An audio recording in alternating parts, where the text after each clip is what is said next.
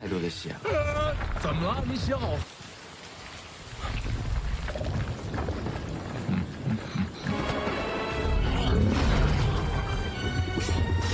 我的丸子。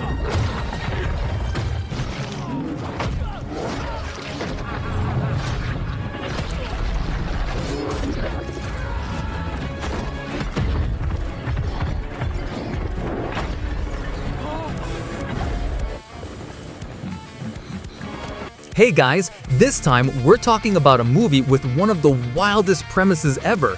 The real world is shaped by a fantasy novel. Boom! In writer's Odyssey, a desperate father is searching for his missing daughter only to discover a shocking clue. Her fate is tied to a novelist.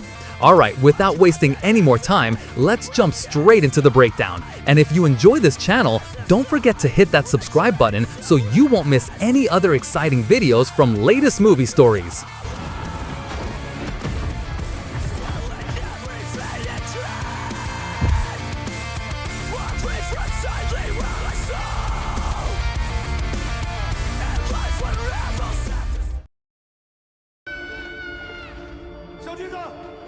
The movie opens inside a pitch-black cave.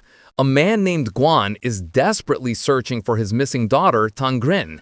He hears Tangrin screaming, pushing him to go deeper inside. But suddenly, a glowing monster-like figure blocks his path, as if warning him not to go any further. A moment later, Guan wakes up. It turns out everything was just a nightmare. In reality, Tangrin was kidnapped 6 years ago.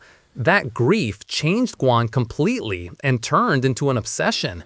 He's willing to do anything to find his daughter. He sold his house, quit his job, and even ended up divorcing his wife. Now, he sits on the edge of a cliff watching trucks pass by. Then, suddenly, he throws a rock with perfect precision, causing one of the trucks to skid off the road.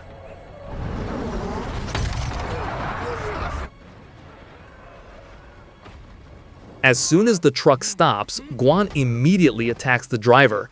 "Where's my daughter?" he demands.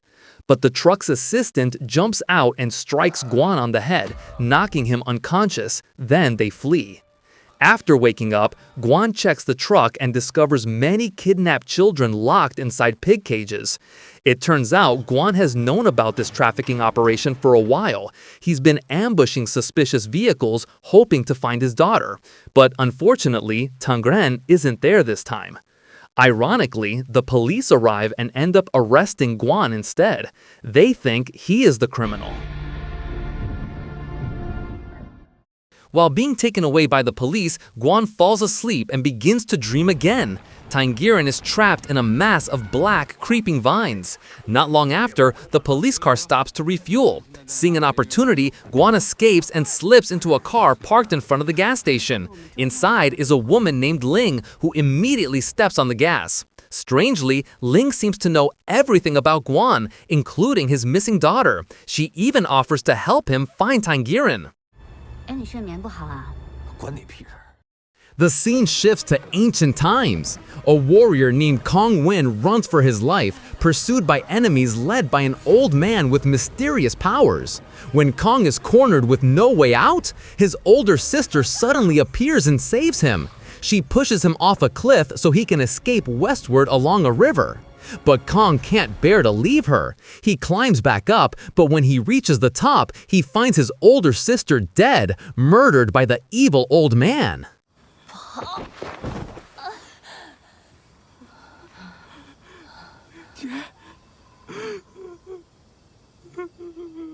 It turned out the old man had also been impaled by a spear. Without hesitation, Kong pulled out the spear, ready to finish him off. But the old man warned him, "If you kill me, you will be hunted forever by a titan named Lord Redman." Nevertheless, Kong killed him anyway, driven by revenge for his brother's death. After burying him, Kong returned to the city, determined to face his greatest enemy, Lord Redman. Strangely, the old man's armor suddenly begins to move and attaches itself to a new master. It turns out the armor is alive. It chooses to merge with Kong, becoming part of him, determined to help him kill Lord Redman.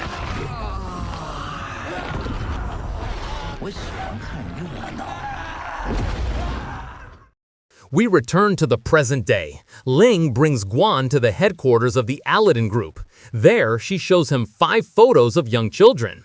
Is one of them Tang Jieran? She asks. Of course, Guan isn't sure. The last time he saw Tang Jieran was 6 years ago. Ling says they'll run DNA tests, but in exchange, Guan must help the Aladdin Group. His mission? To kill a novelist named Kong Wen. Ling then shows him a clip of Kong Wen reading his own story aloud. And here's where things get strange. Every time a character in his novel, Lord Redman, gets injured, Ling's boss, Limu, suffers the exact same wound in the real world. Which means, that warrior in the ancient era? He's just a character created by Kong Wen.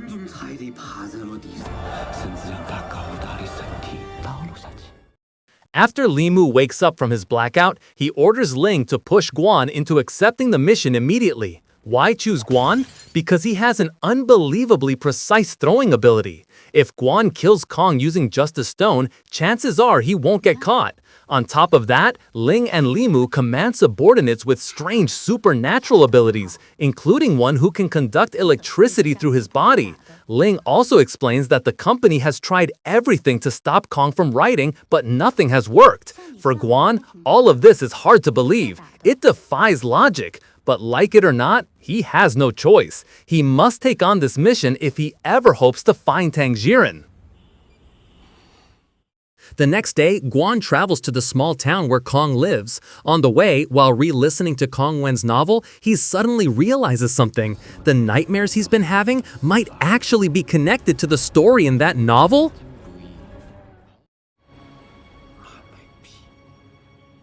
Long story short, Guan finally tracks down Kong. He begins tailing him everywhere, waiting for the perfect moment to strike.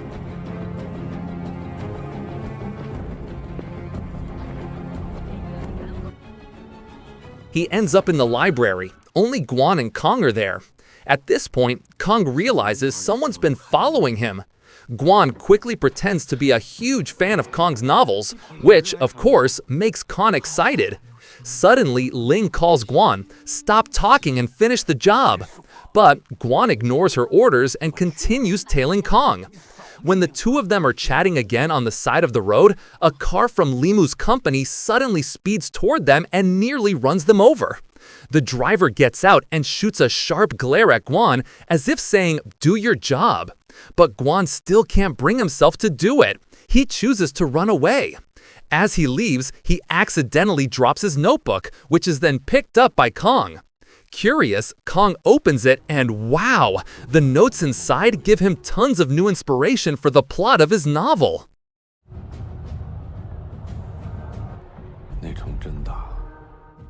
Switching back to the story inside the novel, Kong heads to a grand sacrificial festival for Lord Redman, attended by a massive crowd. The townspeople are bowing before a towering statue of Lord Redman, treating him like a literal god. His influence is so terrifying that when the statue slowly points toward a nearby village, everyone instantly takes it as a divine command and rushes out to attack that village. The living armor attached to Kong's body reveals the truth. It was Lord Redman who destroyed all those villages. He's been manipulating millions of people from the shadows.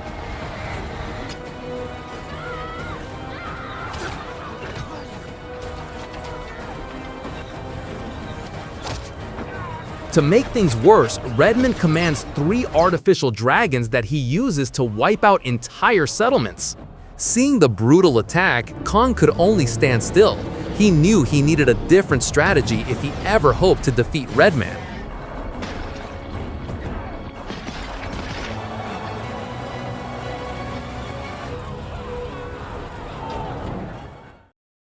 The next day, after the village had completely fallen, the remaining survivors were rounded up and the executions began.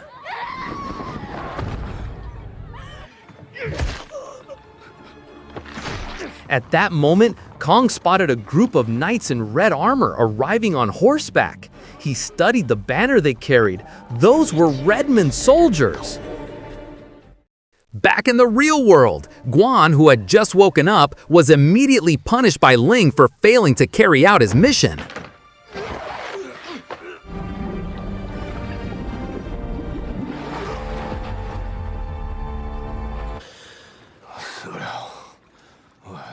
After being punished, Guan left the hotel and ran into Kong, who wanted to return his notebook. The two of them ended up walking together. This was exactly Guan's plan, to lead Kong somewhere quiet so he could kill him. But along the way, Kong confessed he started writing his novel 6 years ago, the exact same time Tangerine was kidnapped. At that moment, Kong heard someone humming a melody. He immediately hurried to jot it down for his novel. Meanwhile, in the novel world, Kong, the warrior, finds a little girl mourning her brother's death, and it turns out the little girl is Tangerine. Kong takes pity on her and tries to comfort her. Tangerine then warns him that Redmond's army will kill anyone who goes out after sunset. She begins playing her flute, and the melody is exactly the same as the one Kong, the author, heard in the real world. The sound attracts the attention of the soldiers, and the red soldiers give chase.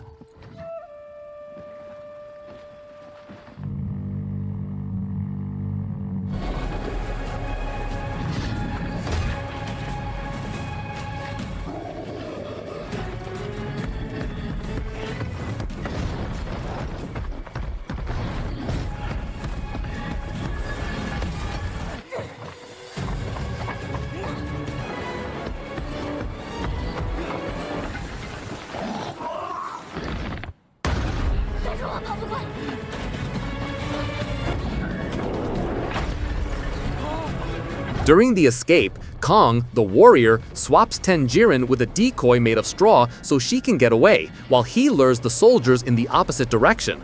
But the Red Knight manages to capture Kong and quickly realizes the child he grabbed is only a bundle of straw. Kong seizes the moment. He slashes the Red Knight's helmet, cutting across one of the Knight's eyes. And the shocking part? The Knight's eye looks exactly like Guan's. Just as the Red Knight is about to kill Kong, Tangerine suddenly appears and distracts him. For some mysterious reason, the Knight freezes, unable to move. Taking advantage of this, Kong and Tangerine escape. Back in the real world, Kong, the writer, continues working on his novel when Guan approaches him from behind. Suddenly, Guan gets another vision, exactly like the moment when Tangerine and Kong, the warrior, were running from the soldiers. Realizing how strange this connection is, Guan panics and hurls a stone at Kong, the writer, hitting him hard enough that he falls and loses consciousness. Guan moved toward Kong, ready to attack, humming the same lullaby he used to sing to his daughter. But then he froze. Someone else was singing the exact same lullaby. He stopped and followed the voice. It belonged to a small boy. Guan tried to approach him, but the boy was frightened and ran away.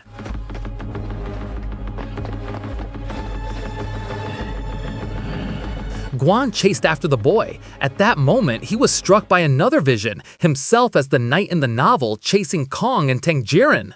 The boy managed to escape, and Guan ended up in a crowded marketplace. That's when he saw him, the man who kidnapped Tangerine 6 years ago, standing there with his friends. A fight ensued.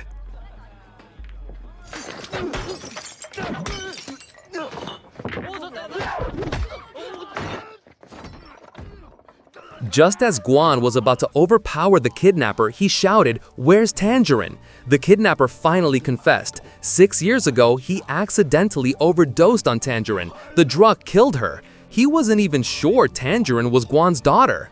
Realizing Tangerine was dead, the kidnapper stuffed her body into a sack and left it there, leaving it to rot. Upon hearing the truth about his daughter's death, Guan nearly killed the kidnapper in a fit of rage, but Ling suddenly appeared, stopped him, and knocked Guan unconscious.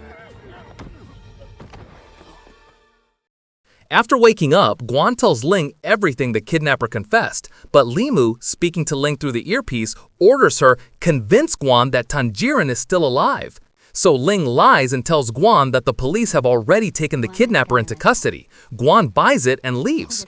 Once he's gone, Limu shows up and scolds Ling hard. Why? Because Ling didn't fully convince Guan. And for their plan to work, they need Guan to believe Tanjiren is alive, so he'll be desperate enough to kill Kong. Meanwhile, in the fictional world, Kong and Tanjiren witness the aftermath of the brutal war. They eventually arrive at Tanjiren's home, only to discover the tragic truth. Her parents have been killed, slaughtered by Red Man soldiers. Back in the real world, Kong and Guan meet on the rooftop of a building.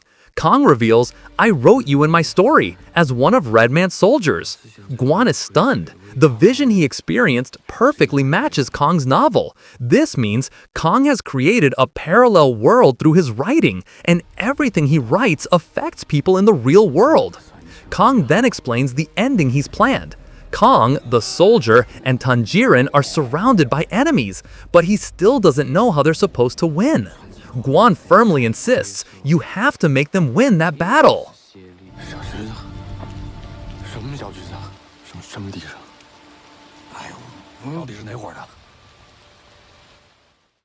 From here, we return to the fictional world. Kong and Tanjiren are ambushed by the Red Man troops. Just as the soldiers are about to kill them, suddenly the armor on Kong's body bursts open. It transforms into a monstrous being capable of forming blades out of thin air. The creature is incredibly agile, and it effortlessly wipes out all the enemies.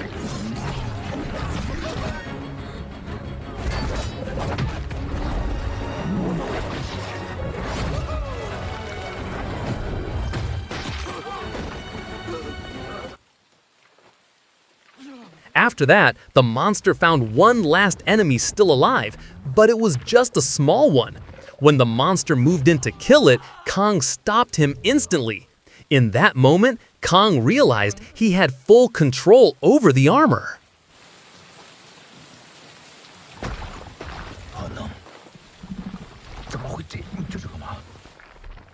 Kong punished the monster by driving a sword into his own body. Then he ordered it to return back inside him.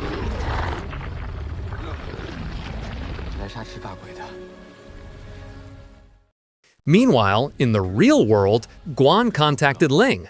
"From now on, I'm not going to kill Kong. I'm going to protect him." Why? Because Guan wants to save Tanjiren in the novel. He believes that if he manages to defeat Redman inside the story, then Tanjiren in the real world will be found. Guan went to see Kong, and that's when the truth came out. Kong's father and Limu used to be business partners until Kong's father died in a tragic accident. At the door, Ling was eavesdropping, but Ling was convinced that Kong's father didn't die in an accident. He was killed by Limu. Ling immediately called Limu, demanding tell the truth, but Limu refused to answer and hung up on him. On Ling's way home, suddenly one of Limu's men shocked him with a stun gun from behind. Then they dragged him into a car. Meanwhile, Guan took Kong to the library so he could continue writing the novel. Once they arrived, Kong started typing, while Guan, he began gathering golf balls. Why? To use them as weapons in case Limu's men showed up. We shift back into the fictional world. Kong and Tanjiren arrive at the Red Man Temple. What they find inside shocks them. Thousands of soldiers, all sitting, asleep? Kong realizes something. These soldiers only move during the daytime. That's why Red Man forbids civilians from going outside after sunset, so no one discovers this secret. At the same time, Limu's men arrive at the library. A fierce fight breaks out between them and Guan.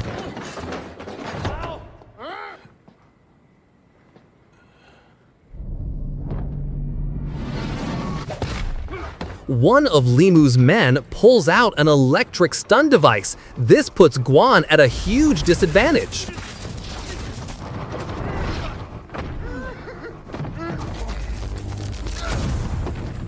After taking down the electric guy, Guan faces another attacker, this one using a super strength serum.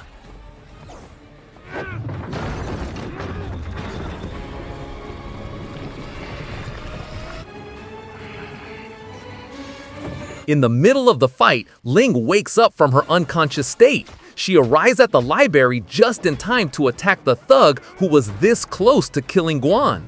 But the enhanced man is far too strong. Ling is taken down easily.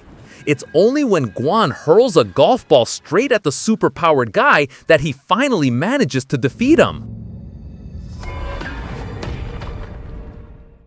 Back in the novel world, Tangerine and Kong finally reach Lord Redmond's throne room, and there, Redmond reveals his true form, a massive body with 4 arms. This is where the truth comes out. Kong is actually the son of Redmond's own brother, the very brother Redmond murdered. In other words, Kong is his nephew? Hearing this, Kong is consumed with rage and challenges Redmond to a duel.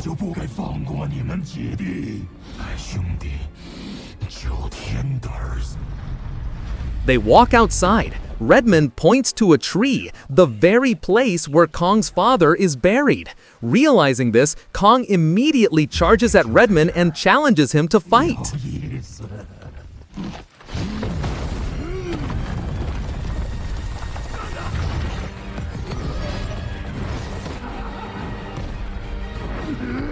In that battle, Kong and his armor fight side by side, but unfortunately, they're nowhere near strong enough. Redmond is a god.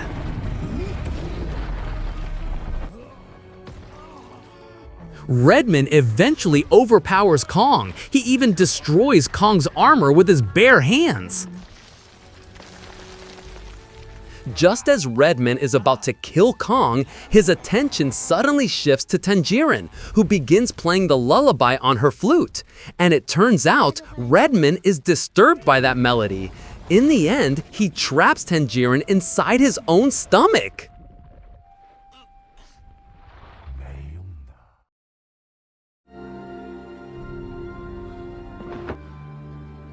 The scene shifts back to Earth. Kong, the writer, is severely injured, stabbed by Limu's henchman. Ling immediately kills the henchman. Together, they take Kong to the hospital. Upon arrival, Guan notices Kong's laptop. The novel is still unfinished. Guan thinks hard.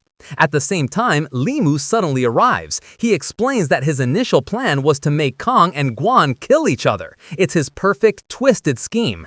The police would see Tangerine's name in Kong's novel and assume Kong is the kidnapper, while Guan, as the father, would be driven to murder him.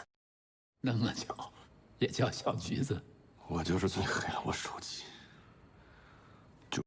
Limu asks for Kong's computer, but Guan refuses. Guan decides to finish the novel himself. 相信就有。小橘子。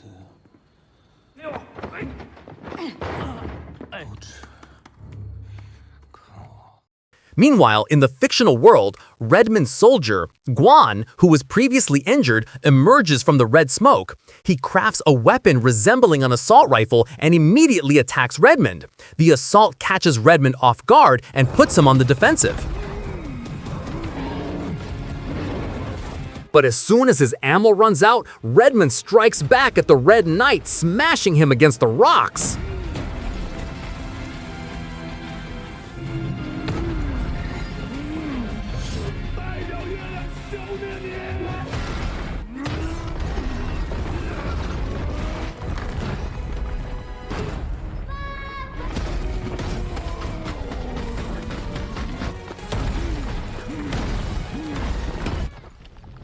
Seeing the Red Knight cornered, Kong, the warrior, grabs the armor sword to help him. But suddenly, the sword fuses with Kong's hand. The armor is still alive. It directs Kong to pull the sword lodged in Redmond's forehead. With that sword, they can win.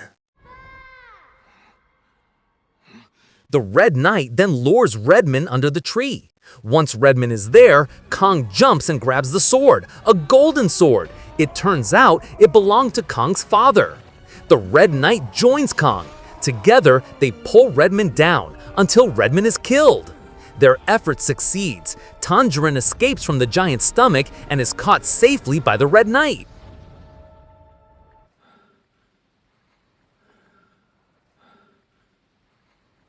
When Tangerine removes the soldier's mask, behind it is Guan. Father and daughter are reunited, even in this parallel universe.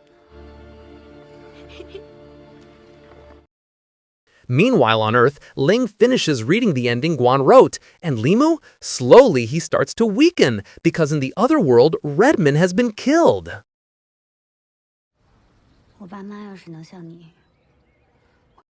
The film closes with Guan hearing a child singing the lullaby once again. When he investigates, he sees a little boy who was previously with a little girl, none other than Tangerine. She is still alive. The movie ends with the warrior, Guan, embracing Tangerine tightly in the novel world.